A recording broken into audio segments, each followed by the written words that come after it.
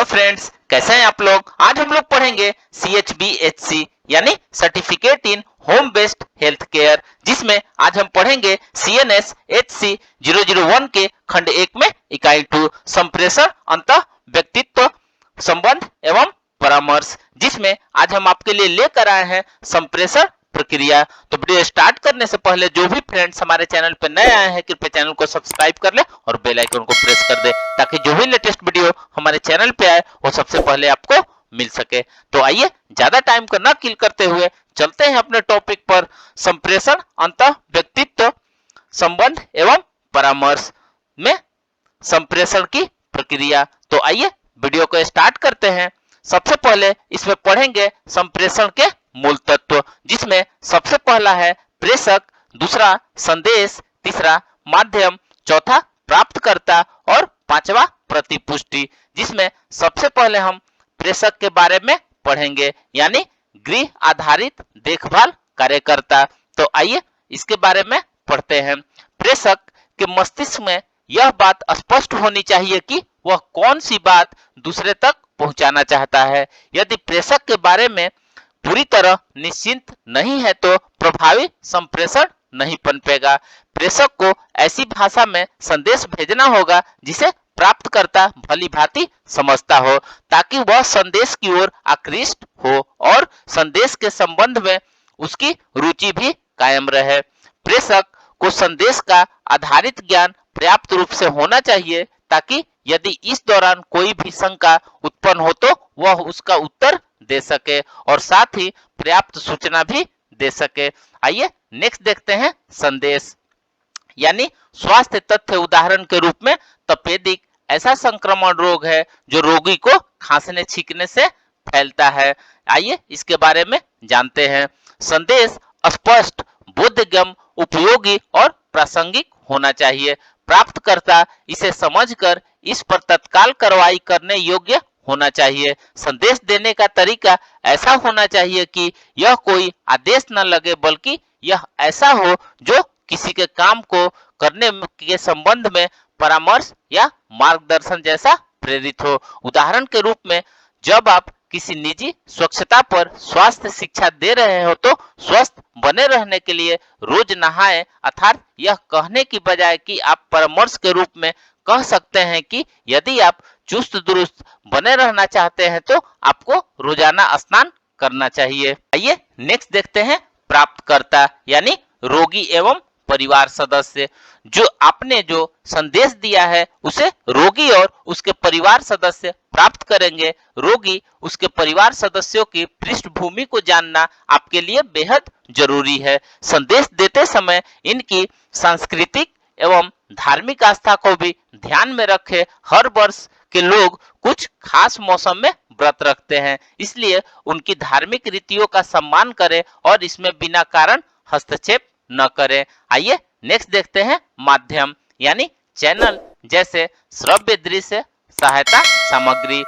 संप्रेषण के माध्यम या साधन आसानी से उपलब्ध होने चाहिए जो प्राप्तकर्ता के लिए महंगे न हो, अर्थात उन्हें वह आसानी से खरीद सके। चैनल प्राप्तकर्ता के शैक्षिक साक्षरता स्तर के अनुरूप होना चाहिए। शहरी क्षेत्र में लोग home theatre, multimedia, computer, television, mobile phone इत्यादि से भली भांति परिचित होते हैं, जबकि शहरी क्षेत्र में लोग रेडियो, लोकगीत, लोक नृत्य, कठपुतली का नाच और भूमिका निर्वाह आदि के बारे में ही जानते हैं। आइए नेक्स्ट देखते हैं प्रतिपुष्टि यानी प्राप्तकर्ता की प्रक्रिया या उसके द्वारा पूछे गए प्रश्न। रोगी से बातचीत के दौरान आप ध्यान देंगे कि रोगी अपनी प्रतिक्रिया में सिर हिलाकर या हाँ हूं आदि से नहीं दे रहा है, लेकिन जब रोगी बातचीत के अंत में या बीच में आपको रोककर अपनी शंकाओं के निवारण हेतु कोई प्रश्न पूछ लेता है तो उसे प्रतिपुष्टि कहते हैं। और जो आप रोगी से प्राप्त करते हैं इससे पता चलता है कि आप अभी तक उसने क्या समझा है या वह अभी क्या जानना चाहता है।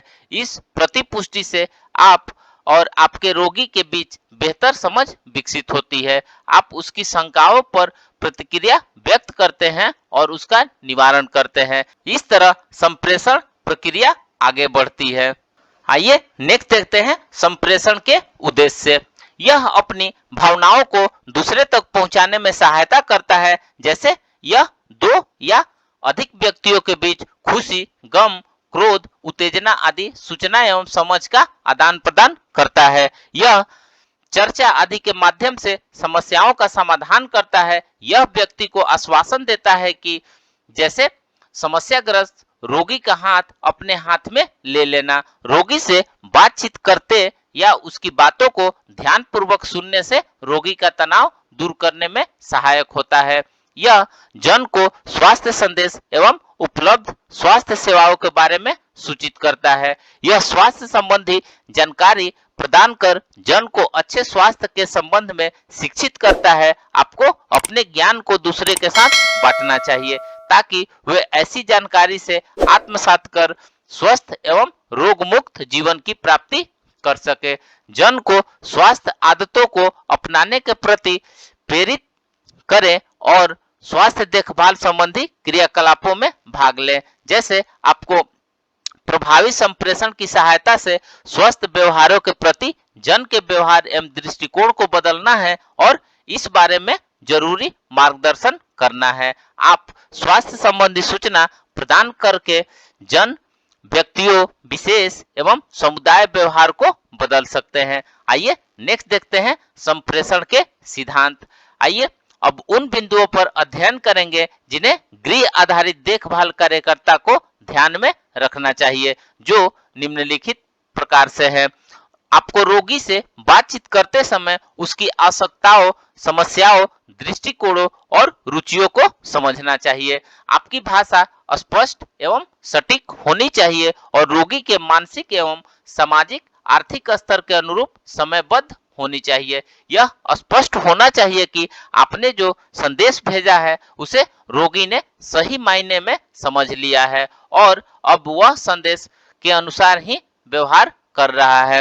रोगी से बातचीत करते समय आपको अपनी सभी ज्ञानेंद्रियों को यथासंभव प्रयोग करना चाहिए। जैसे जब हम रेडियो सुनते हैं तो हमारे कान ही प्रभावित होते हैं, जबकि हम टेलीविजन देखते हैं तो हमारे नेत्र, कान दोनों प्रभावित होते हैं।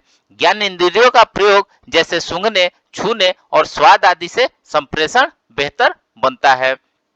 संप्रेषण प्रक्रिया में प्रेषक के रूप में आपको निम्नलिखित बिंदुओं का सदैव ध्यान रखना चाहिए। आप जिसमें सबसे पहला है, आपके उद्देश्य सुस्पष्ट होने चाहिए। जैसे रोगी से क्या बात करना चाहते हैं इस बारे में आपको हर बात अच्छे से पता होना चाहिए। आपको प्राप्तकर्ता यानी अपने रोगी, उसकी बोलचाल और जरूरतों को भली भांति पता होना चाहिए। नेक्स्ट है, आपको मुद्दे का भली भांति पता होना चाहिए और आप जो बात रोगी तक पहुंचाना चाहते हैं उस बारे में आप पूर्ण रूप से निश्चिंत होने चाहिए।